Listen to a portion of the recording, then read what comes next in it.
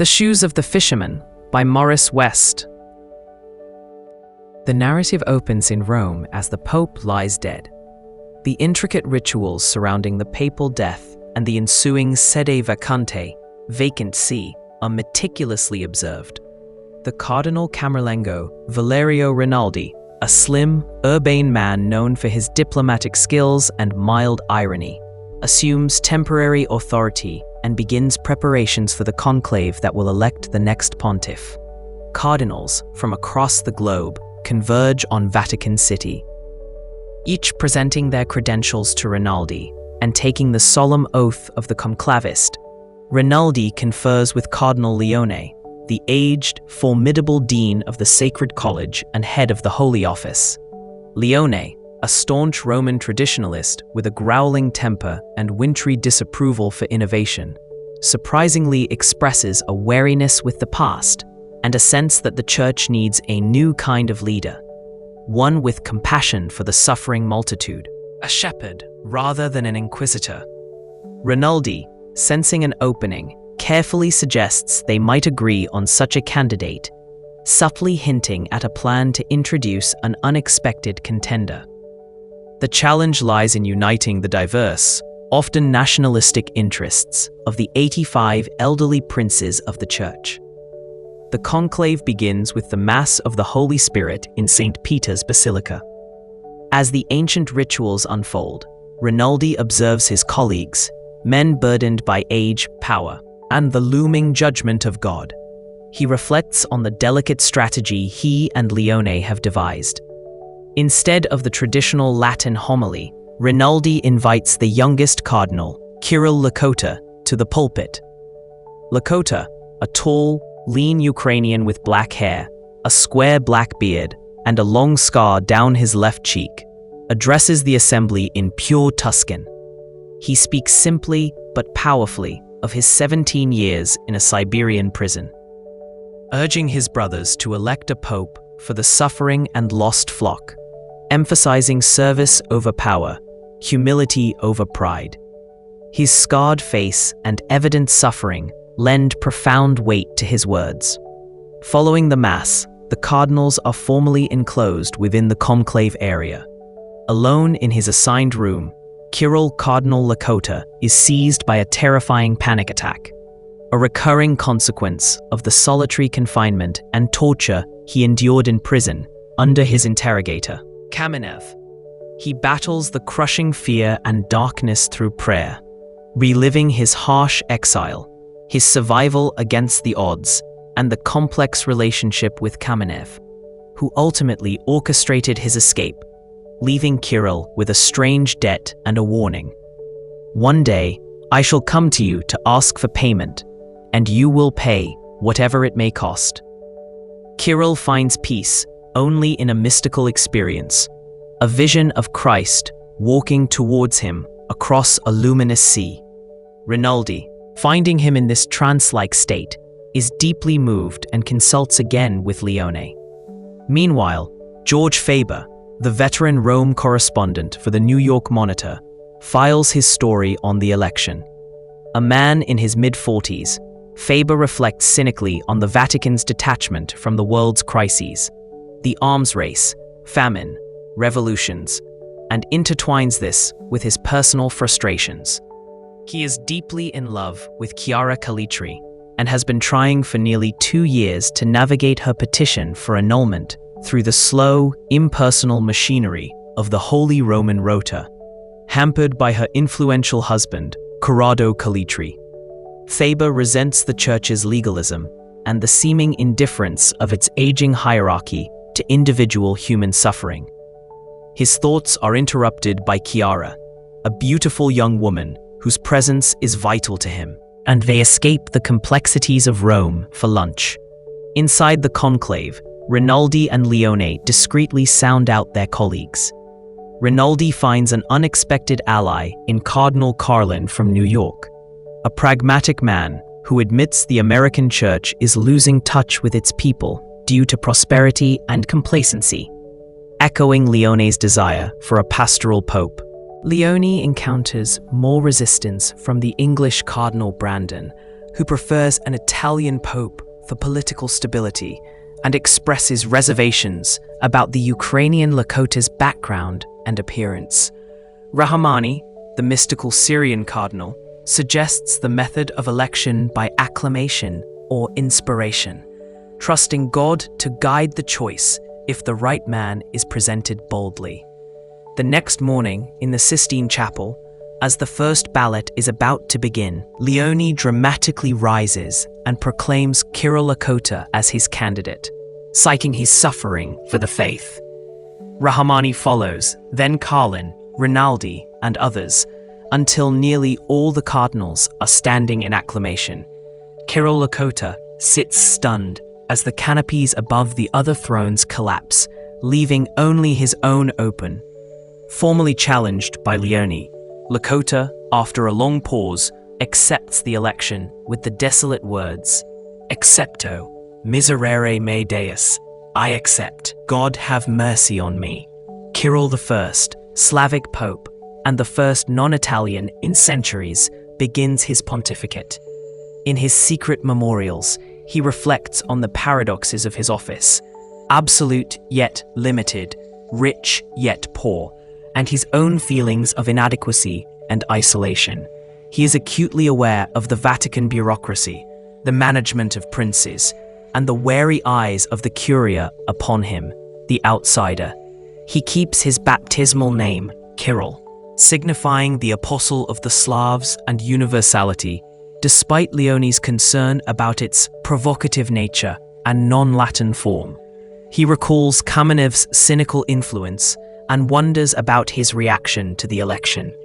He shows himself briefly to the adoring crowds in St. Peter's Square, feeling the immense weight of their expectations. In the Foreign Press Club, journalists react to the election. George Faber predicts political chaos, a disruption of Vatican-Italian relations, and a return to Cold War alignments. Others speculate on the reasons for the swift, surprising choice, hinting at desperation or Russian influence. Fegorov, the TASS correspondent, confirms the rumor that Kamenev orchestrated Lakota's release, suggesting Kamenev sees the new pope as someone marked by his influence, a pawn in a larger game. Before his coronation, Kiril summons the cardinals to a consistory. He speaks not as an autocrat, but as a brother, acknowledging his 17 years out of time and his focus on the essentials of faith learned through suffering. He stresses the need for service to the people over rigid adherence to tradition or bureaucratic legalism. He calls for men with fire in their hearts and wings on their feet. The cardinals respond. Leone cautions prudence. Pallenberg complains about Roman centralization hindering the German church. The French cardinal echoes concerns about Roman suspicion. Kiril handles them gently but firmly, promising attention but urging patience and charity. He receives Potocki, the Polish cardinal, in private. They clear the air regarding historical Polish-Ruthenian tensions. Potocki delivers a sealed letter to Kiril from Moscow. Kiril expresses discomfort with the pomp of the upcoming coronation compared to the world's poverty. Later, at his villa, Rinaldi hosts key Curia members, Leone, Semmering, the Jesuit general, Goldoni, Secretary of State, Benedetti, Vatican bank head, Campeggio, editor of Osservatore Romano, and Rahmani. They discuss the new pope, how to present him, how to manage his potential innovations. Leone voices concerns about Kiril's lack of appreciation for Roman tradition and centralized authority. Goldoni notes Kiril's grasp of politics, but his focus on broad pressures rather than details. Benedetti worries about Kiril's potential disregard for the Vatican's hard-won financial stability. Rahmani gently reminds them of Kiril's apostolic focus. Leone concludes they are all afraid of the man they elected. Kiril reads Kamenev's letter, accompanied by a gift of Russian soil and sunflower seeds. Kamenev reflects on their shared past. His own rise to power, Russia's, he worries his ideas will be misunderstood or suppressed by the Holy Office. personified by Cardinal Leone. He prays for strength at St. Peter's tomb. Faber, after a night of intense passion with Chiara, lies awake, feeling the relationship is unbalanced. He confronts Chiara with the risks of Campeggio's plan. She urges him forward, seemingly oblivious to his professional danger, focused only on her own need for freedom and marriage. Faber reluctantly agrees to proceed. At his villa, Rinaldi enjoys retirement. Leone visits, expressing loneliness and softening towards Rinaldi's grandnieces. They discuss a difficult case involving a priest's misconduct. Kiril has ordered psychiatric evaluation, a move Leone finds unusual but respects. Leone voices strong suspicion about Semmering bringing Telamon back, fearing Jesuit influence and unorthodox ideas gaining papal favor. Rinaldi counsels patience. They discuss the fragile international situation. Kiril, back in the Vatican, grapples with the immense burdens of office. He faces the temptation of simply letting the bureaucracy run itself, but feels called to a more active, reforming role. He receives reports on the worsening global crisis. China near famine and likely to make military moves, triggering US response. Potential Franco-German nuclear pact threatening Russia. Kamenev seeking peace, but constrained by internal politics. Kiril receives Kamenev's second letter, proposing secret talks via the Pope to avert war. Kiril consults Goldoni, who is deeply skeptical. Kiril argues for the pastoral imperative over diplomatic caution. They agree on a compromise. Carlin will deliver the letters to the US president, but express Vatican neutrality. Princess Maria Rina visits Calitri, outlining a strategy for him to gain national leadership. The price: he must publicly reform, abandon his homosexual relationships implicitly, and cooperate with Chiara's annulment to appease the church. He must reverse his testimony to the Rota. Calitri, tempted by power, agrees. The princess plans to handle Chiara. Ruth Lewin assists a young doctor deliver a terribly deformed baby, likely a victim of a new drug similar to thalidomide. The distraught doctor reveals more such births are imminent and, implicitly, euthanizes the infant. Ruth is horrified but keeps silent. The doctor breaks down, confessing his role in prescribing the drug. Ruth comforts him. Shaken, she reflects on the problem of suffering and evil. Believing the church must act, she writes to Kiril. Kiril receives Ruth, listens compassionately, and immediately orders the congregation of religious to set up facilities to care for the affected mothers and children. He counsels Ruth on faith and suffering, sharing his own experiences. Ruth finds solace in his words and leaves feeling strengthened. Kiril's action receives widespread praise, but he remains troubled by the deeper issues of suffering and the church's role. He notes requests for reform of the Rota from Germany and for vernacular liturgy in missions from Africa, reflecting on the tension between tradition and adaptation. He receives Kamenev's third letter via Forster, detailing a potential peace plan involving concessions on Berlin and disarmament in exchange for Western aid trade with China. Kamenev sets a deadline of mid-March and suggests the Pope's upcoming Lourdes visit could help create a positive climate. Faber travels south to gather evidence against Calitri. In Positano, the artist Pellico refuses the bribe, citing loyalty and integrity. Faber feels ashamed. He finds the actor Respighi, who tries to blackmail him instead. Faber leaves in disgust. Kiril and Telamon spend time together at Castel Gandolfo during the summer vacation. Their friendship deepens. They discuss faith, science, pessimism, the church's role in the world. Telamon reveals his serious heart condition. Kiril promises support.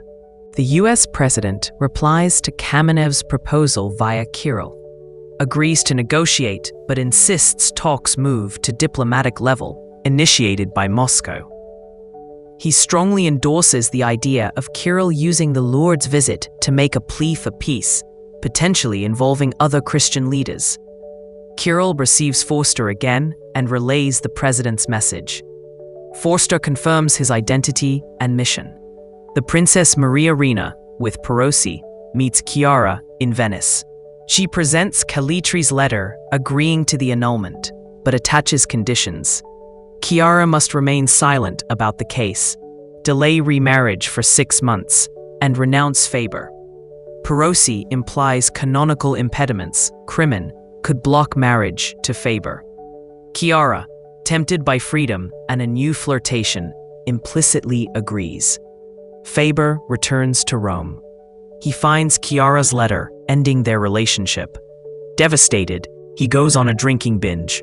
Ruth finds him, collapsed, cares for him, and confronts his self-pity, urging him to rebuild his life. She confesses her love, but insists he must stand on his own feet first. They agree to a period of friendship.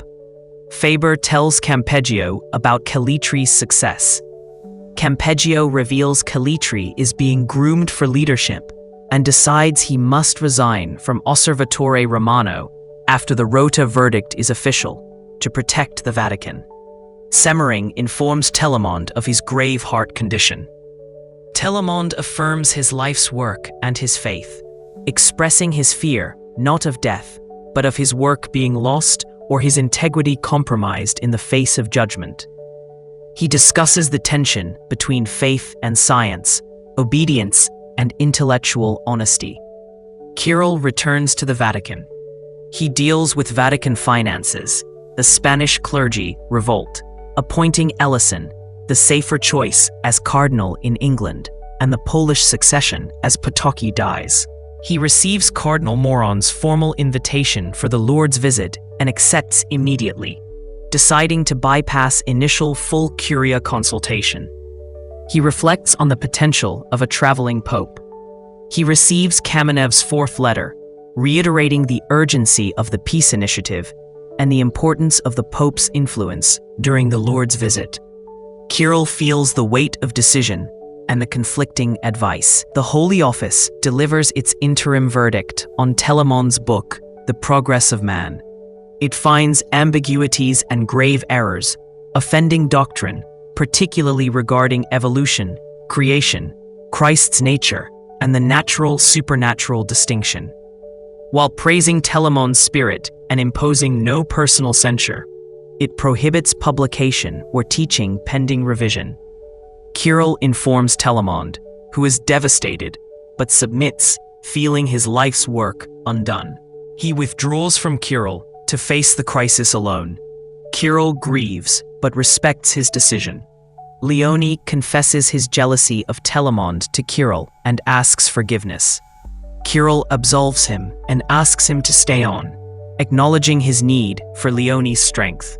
Leone accepts, warning Kiril of the profound loneliness inherent in the papacy.